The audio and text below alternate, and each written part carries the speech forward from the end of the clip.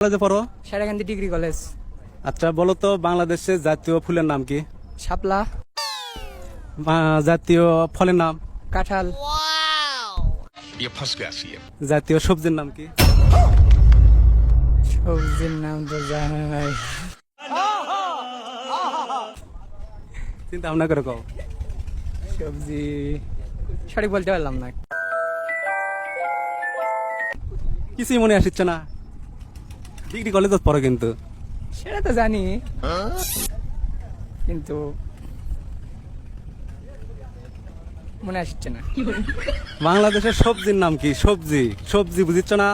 রান্না করে খায়। রান্না করে তো বিভিন্ন জিনিস খায়। হ্যাঁ, সেটার নাম কি কও? এখন অনেক ধরনের জিনিসই তো আছে, যেরকম যেমন তোমার কি মনে হচ্ছে যে সবজি কি হতে পারে? সবজি বিভিন্ন ধরনের সবজি হতে পারে, যেমন আলু, পটল, বেগুন। যে কোনো একটা। যে কোনো একটা। আমার তো সচরাচর সবসময় আপনার আলুই সবচেয়ে বেশি খাওয়া পড়ে আর কি। কি জন্য মনে হলো আলু বেশি মানে জাতীয় সবজি হতে পারে? সেটা তো সঠিক বলতে পারবো না,